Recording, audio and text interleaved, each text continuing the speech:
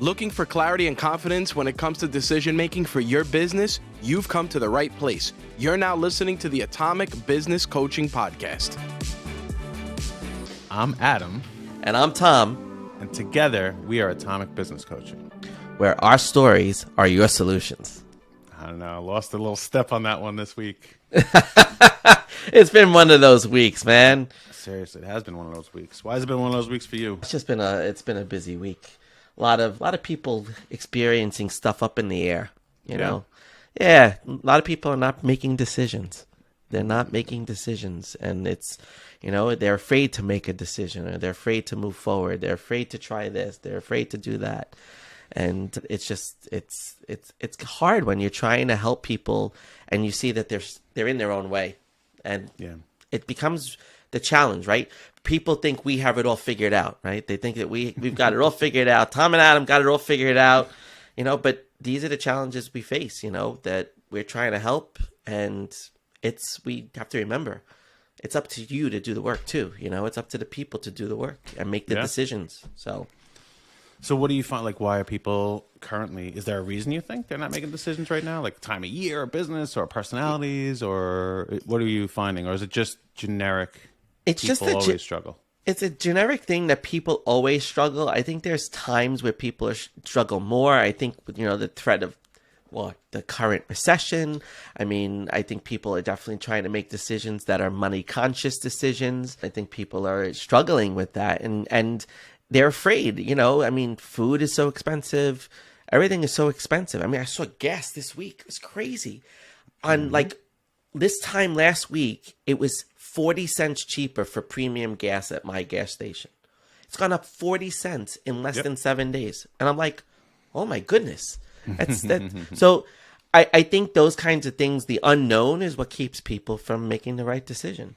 Well, yeah, I mean, that's definitely usually a point of it. It's the unknown, right? Because you're entering into some kind of a contract when you make a decision, whether that's with yourself or with another party or with separation of your money or something of that. You're entering into this contract of, I'm going to commit to something, right? So a lot of times it stems from commitment issues, but there's a lot of ways to get around that. You know, there's a lot of ways to get around decision. And you know, my mission statement for my other business, my planning business, is I change people's lives by bringing confidence and clarity to decision making. Right. It's really what I do in everything that I do. I carry that over through all the work that I do. I carry that over into my friends and my family and my personal life. So the key thing that I always find about when you're trying to really make decisions is what are you using to make that decision? Right. You know, and there's many different metrics that you can do, but you need, in order to make that decision, you typically need confidence and clarity, right? Yes, absolutely. So how does someone gain confidence and clarity? That's a powerful question. So you can use tools, right? You use tools. Yeah. I mean, clarity comes from a lot of things, is assessing and looking at, you know, what's important to you. What do you value? What are you trying to achieve? Right. That's where the clarity comes in. Answering the what, setting that's intention. A big one. That's a big one. What are you trying to achieve? Right. So I use this analogy with a lot of people of a car, right? So I'll do it. I'll like role play it with you, kind of, with our audience who's listening. So if you're listening, if you're watching, play along with it, right? All right, you ready? So you have a car, okay? Yep. And now you're gonna drive. How are you gonna get there? Well, you got to put gas in the car. Okay. You got to make sure there's gas. Okay. And you have to start the car. Okay. And you have to change the gear to drive. Okay. And then you got to press the pedal and go. And then the accelerator. Then what happens? Then what happens? Then you got to steer. And you got to start to move. Next. And then you keep going. And you make turns. You stop when you got to stop. You go when you got to go. And, you know, you drive along the way. Sometimes you change lanes. Sometimes you don't. Sometimes you stay right where you are. Sometimes you get stuck behind somebody and you got to move around them, right? And then sometimes you speed up. Sometimes you slow down. Depends on what's happening. Great. So when are you going to get there? Well, where you going? That's it. That's the whole exercise. Yeah, that's awesome. This is why you and I work so well together, because you really thought about the whole journey and all the consequences, decisions you have to make, and all these different things that come along the way. And me on my side, and why we are very good with our clients, is I'm looking at the destination. Right. The very first thing you need to know is where you're going. Where are you going? So, and many, don't feel bad, Tom, because everybody, I don't.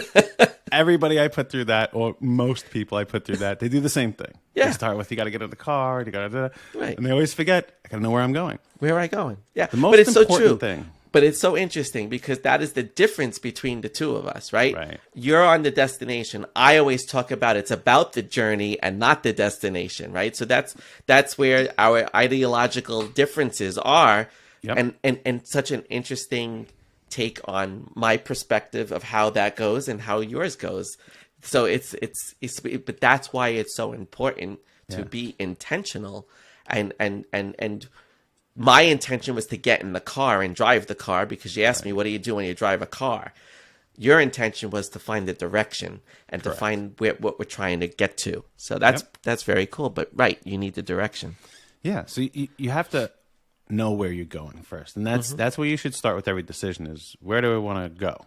Right. Where do I want to be? What's the outcome of this decision, right? What's the end? And then, do you remember Colin Powell? Yes. Powell? Okay. Yeah, may he rest in peace. Right. So pretty impressive human being, right? Yes. Besides maybe that one decision he made at the UN. But we'll give him that. Impressive. Yeah, we'll give him one. But 4-star general. I mean, was he Secretary of State? Like, just amazing guy. Broke color barriers. Like, just incredible. So he had something called the 40-70 rule. Have you ever heard of this? No. Yeah, it's really, really cool. It's a very simple methodology, and it's basically whenever you're facing a decision, you should have no less than 40% of the information and no more than 70% of the information. Okay? If you have less than 40%, you're just kind of guessing. Okay. You're making it up as you're uninformed to make that decision. Right. And if you have more than 70% to make that decision, it's likely that whatever opportunity you're trying to go after has passed you by and someone else has already achieved it or done it or had it better. So 40-70 rule, no less than 40. No more than 70. No more than 70. I like that. It's interesting. Yeah, it's an interesting way of looking at it because if you have more than 70% too, you may get into the overthinking it. Exactly. And that's where the overwhelm sets in, and that's where everything else comes into play that only derails you from making that decision and causes you to procrastinate on making that decision. Yeah, we call that analysis paralysis. Correct. Right. And I mean, I even get it myself. Yeah. We all do. We all do. So, these little tactics like this, they're not gospel. They won't work 100% of the time, but it's something you could use, something you could think about. Like, all right, 40-70. Do I have 40% of the information? Right. Here's the problem you run into with that is, how do you know if you have 40 or 70% of the information? Yeah, exactly. How do you Wait a know minute. that? Do I have? So that leads into another decision-making tactic, right? A lot of times you got to trust your gut. Mm-hmm. We have this sixth sense. Yes, Okay, we do. We were born with it. It's whether you're spiritual or you're religious or you think we came out of volcanoes like some people do, or there's a lot of different ways. Yeah. There is this sixth sense that we all have. It's this intuition, right? And it's built into us. I'm sure as a clinician, you can give me a little bit more scientific details about this, but you have to trust that. Many times, that feeling that you get is correct. It may not be the right decision, but it may be correct for you. Mm-hmm.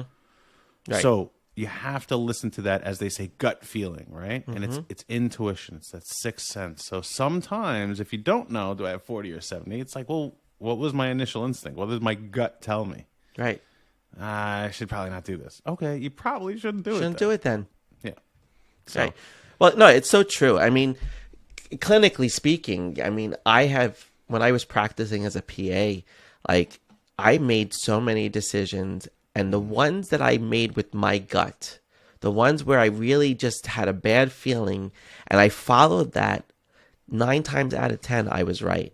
Right? I'll never forget. I was working with this guy that came, 43-year-old guy, came in for a regular physical, and I did all his blood work and I examined him and everything. And when his blood test for his prostate came back, it was oddly doubled from the year before. Now, it wasn't in a range that was out of the ordinary, but I just didn't like, I think it went like from 0.5 to 1, and that's still in normal range. Okay. But I just didn't like that happened. So I sent him for a sonogram to see what was going on. Guy had cancer. But it was my gut reaction that told me I didn't have anything clinical, no real clinical evidence. There was a little bit of a change in the blood test, but it's so important to follow your gut. And when we ignore our gut, what people have to realize is that's when the conflict develops. And that's when indecision is what sets in even more. It's in that conflict between the head and the gut that causes that indecision to even start manifesting itself. Because the ego's like, no, don't listen to your gut. Your gut doesn't know what it's talking about. And your gut's like, hey, hello, hi. I'm giving you information from your soul, man. I'm giving you, this is not the right thing for you. And it really is something that people don't do enough. They don't listen to it enough because they don't trust it enough. And the people who trust it tend to be more successful in making decisions. I was reading an article on Forbes from a couple of years ago, and they said that people who had higher potential for growth and promotion were more decisive. Right. They made more decisions on a regular basis. And we're making decisions all the time. People forget how many decisions you make in a day. But it's the critical decisions. It's the bigger, quote unquote, bigger, more impactful decisions that I think leads to people's indecisiveness. Yep. So what do you see as, we've worked with so many different people, right? And you work with people in your other business on money, right? People struggle and are so indecisive over money at times. What's the root usually that you see that causes that indecision? It's funny. So good question. But I was very lucky. I worked for MetLife for a while, and what a wonderful company. I wish they wouldn't have sold us, but they sold us, and that's how I was lucky enough to start my own company. But they put us through something called the Sandler Training Series. So if you're a business owner or if you were in corporate, you probably know the Sandler Training Series. Do you know this, Tom? No, I'm not familiar with it. Yeah, it's a very corporate. I'm like, is it Adam Sandler? No. But so it's an infamous training series, but a lot of what they do, it's all about asking questions and coming from a psychological perspective. Right? In my industry, especially with money, there has to be a lot of trust. You have to gain a lot of information. You have to really get to the root of all these different things. So my very first question for every one of my clients when they meet with me, when they agree to work, we have an initial meeting and everything else, but the first question that we go through their concerns, their goals and objectives, and their dreams, right? After we do that, I do this questionnaire. And the first question on that questionnaire is, what was money like for you growing up? And what usually comes out of that is we find, they give us some information how they grew up. And that person is usually living their adult life either in harmony with that or 180 degrees differently. So they either want to emulate the lifestyle that they had when they were a child because it was so rewarding for them, or they really disliked it and they want to go completely 180 degrees the other way.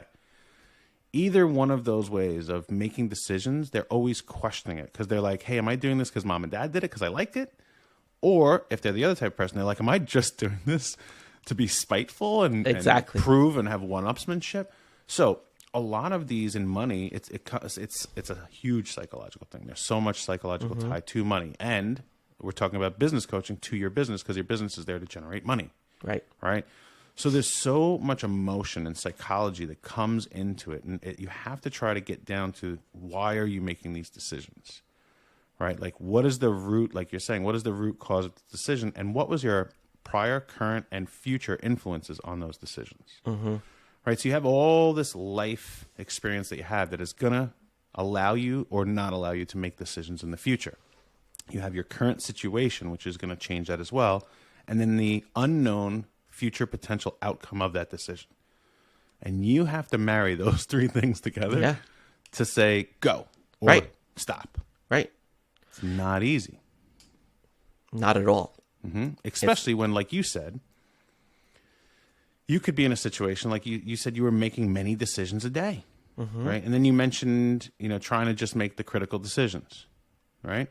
Well, there's so many non-critical decisions that we're all making every single day, and you only have a certain amount of bandwidth to make these decisions.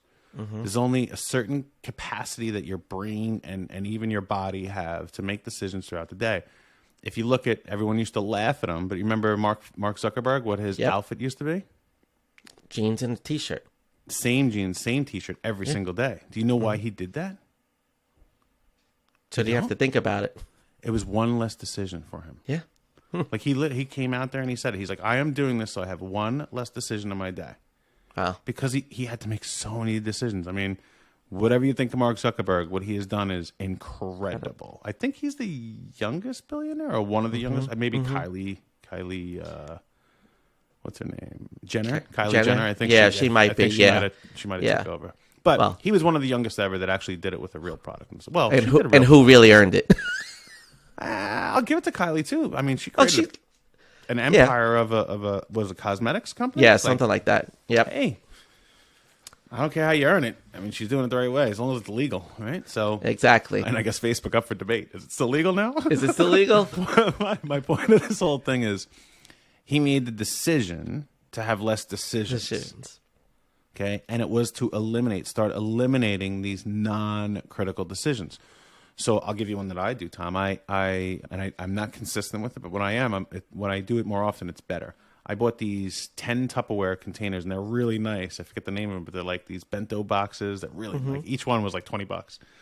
They look nice, they work well, and I would make on Sundays lunch for me and my wife for the whole week. Right? So a lot of people meal prep, right? Right. So the reason I did that is because I will forget to eat lunch. Or I go to eat lunch, I'm like, it's too much hassle. Either I got to go get it, or I got to wait for it, or I got to make it myself. It's going to take too much time. I got too many other things to decide on. So I started doing that. When I do that, I feel better because I eat lunch usually around 1 o'clock, and it's there, and I know it, and it's good, and happy, and feel good. It's always like a salad and chicken or something healthy for me too. So if I can remove those non-critical decisions, like what am I having for lunch today? You know, you can have the capacity and the bandwidth to make all these other decisions. But I mean, there's so many of those non-critical things that we're doing every single day. Yeah, it's very good. I mean, what the planning piece, right? Planning helps to reduce the number of decisions because it's almost like it goes on automatic pilot. Once you make the plan, you've made the decision to make the plan. Now it's just following the steps in the plan. There's no decision really that needs to be made until an obstacle maybe occurs or whatever, and then you pivot. But you have, like you're saying, the bandwidth to make that decision. Right. But one of the things that really obstructs people from making decisions, like you were very specific, right? You were very specific in, I'm going to make my meals on Sunday so I don't have to think about it the rest of the week. So I know I'm going to eat every day this week, right? Yeah. So there's a very specific thing. Sometimes people are chasing something that's too vague and not specific enough. The goal is very vague. There's not enough information that is specific enough to take action upon, right? So the more specific the goal, the more the specific the outcome, the less likely you are to be indecisive about it, the less likely you are to procrastinate on it, so to speak, right? And you know, you said something too before, we make so many of these smaller decisions versus the bigger decisions, and we were talking about that. And it really comes down to people often worry about the consequences of those decisions, right? And you've said this so many times to me, to our clients, like, so if you make that decision, what's the worst that can happen? Right? What's the worst that can happen? Oh, it doesn't go the way you expect it to go. Okay, so what are you going to do then? What you're going to do is you're going to pivot and you're going to do something else. And you'll find the solution. You'll keep going and you'll make a different decision.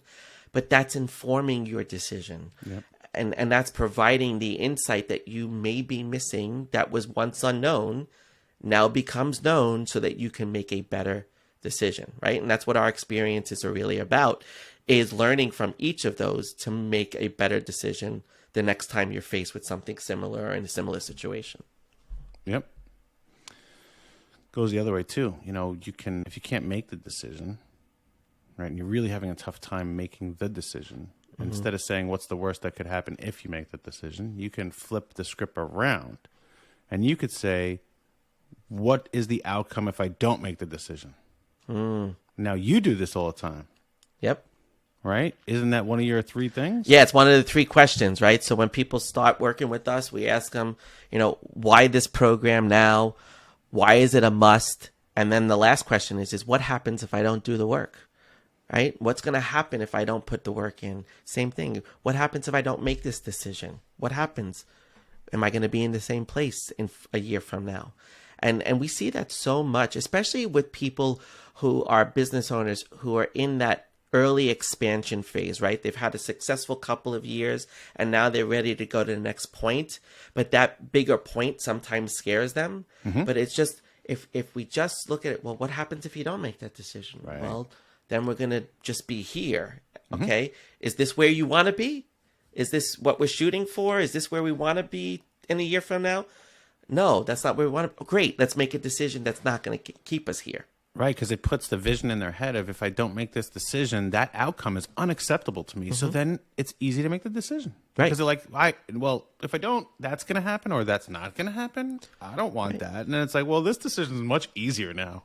Yeah. And one of the things that, talking about vision, I mean, I've used this with our clients. I've used this with all of our clients. Like, imagine making the decision. What does life look like now that you've achieved that, right? Because one of the things that is a motivator to make decision is to have that vision and to try to tap into the energy of what that vision looks like, right? So if you make the decision to expand your business and say, open another location, how does that feel to you when you think about it? Do you feel good about it? Do you feel excited? What's coming up for you? Oh, it looks great. I have multiple people. I have more people working for me. I'm going to be making more money. I'm going to have more reach, et cetera, et cetera. And if you could tap into that energy of that vision, that creates the motivation that's needed in order to make the decision. Yeah. I love it, man. That's awesome. Not easy to make decisions, right? No, it's not. But we're faced with them every second, frankly. Yeah, it's really, I mean, you make them all day, every day. So I struggle a lot to make decisions. I have to make a lot of decisions that aren't decisions for me. So I'm an advisor, right? And I'm a business coach now. And I do both. And everything that I do is helping other people make decisions, which means I have to make a decision for them. So I feel this crazy burden on me, and that's why I need to take vacations every 90 days, that, oh my gosh, if I say the wrong thing or recommend the wrong thing or give the wrong advice, like the consequences of their life could be crazy. So I have an absolute necessity to do this in order for me to make decisions. Exercise and meditation. I know you do Peloton every single day. I go to the gym and I do a variety of other things too. I meditate at least 3-4 times a week. I do a bunch of other stuff as well. I go running with my daughter. She rides a bike, I run. But I don't do those things necessarily for the benefit of health. I'm great that that's a byproduct of it, but I'm not doing any of them for health. I'm doing them more for my mental function. Okay, and it allows me, when I'm doing those things, to think about nothing but those. Does two things. Joe Rogan talks about it all the time, and he talks about, if you put yourself through so much stress and pain, every other decision in your day is a lot easier. Every other thing that you do is like, okay, I just put myself through hell for an hour, you know? And it's something that's so taxing on your body, but it actually is taxing on your brain. So if you have to have that singular focus on whatever exercise you're doing, you don't have the ability to make all those other decisions. And what that does is relieve your mind.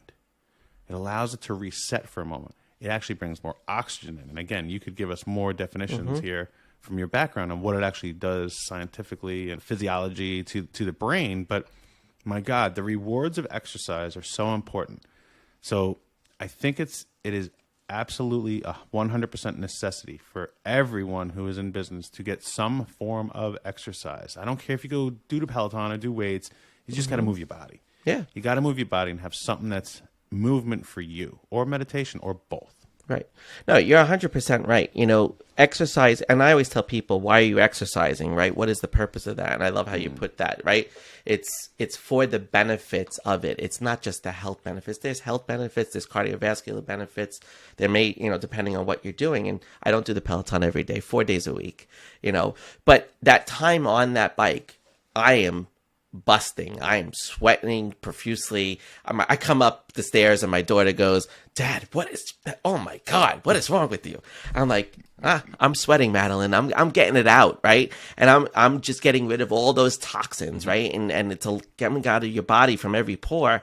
But also I think about like that time on the bike, like I feel my heartbeat, I feel my breath. I am exerting myself. And, when you increase your heart rate and you increase pressure, which increases perfusion to all parts, to muscles, so that you can move, and it increases perfusion to the brain. So you're able to oxygenate more, and you're able to have clarity come through from that, right? I mean, because it's the more oxygen you're getting, because one of the things that when people have a stroke, the best way to describe this is when people have a stroke, there's a lack of oxygen that's delivered to the brain, and there's an absence of function, right? And sometimes people get a bit irritated when they don't have enough oxygen going to their brain. It changes their whole behavior, and people who have difficulty oxygenating will have erratic, raw behavior. And you see that change in someone. So when you are increasing the amount of oxygen, you're being enlightened in many ways. You're giving your brain the support that it needs and the nutrition that it needs to be able to think and to fire neurons and to really activate your nervous system so that you can see things clearly, right? Things happen differently. And exercise is for the mind, the body, and the soul. It's a way of relieving all of that stuff.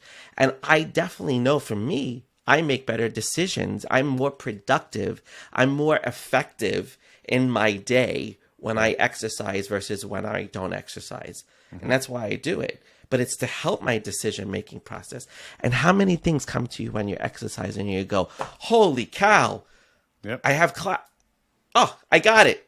You're struggling with something and you go for a run or you go for a walk and you're walking and you just put your head on relax and you press that little relax button and that moment of clarity comes and it's like, hallelujah, I got it. I got the answer that I needed. And that's what it's really about. That's the benefit of it all.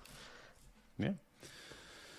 I tell my son, he gets stressed out. And look, what is stress? Stress is usually caused by decision or indecision. Yeah. Most stress is caused by indecision, but it's caused by both. So a young man, he's like a perfectionist. He's just turned 11 years old. And it's like, he used to get super stressed out. And what I would tell him is, okay, here's what you're going to do, Tyler. I said, I need you to go do. And he's like, no, Dad. And I'm like, no, I need you, because he knows what's coming. I'm like, 10 push-ups, 10 jumping jacks, 10 body squats. Go ahead, do them. And he does them. And he's like, yeah. I'm like, do them again. And I make him do them 3 times. I'm like, so what we worried about now? I don't know, man. Why'd you make me do that? Like, he forgot about it. He forgot about it. And he moved through whatever was holding him back. And then he's able to move on with his life. And it's just, you can do simple things like that to clear your brain so you can make that decision. So sometimes you just need to diffuse yourself, right? And it's like, let me get through whatever's hanging me up on actually making this decision, move away from it. And exercise can do that. Reading a book could do that. Going to a movie could do that. Whatever it is, whatever your MO is, you can go take reprieve from all this decision making, which is why I mandate all my clients to take a vacation every 90 days.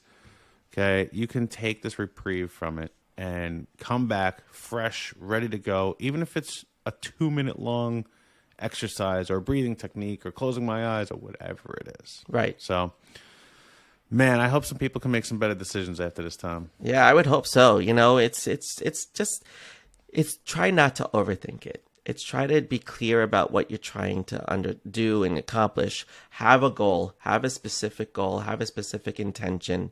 Make sure you know where you're going before you get in the car. Right, Adam? Exactly right.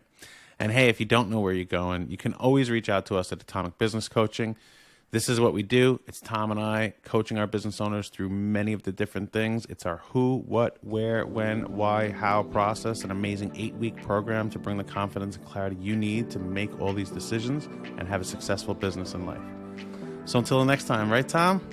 Yep, until next time.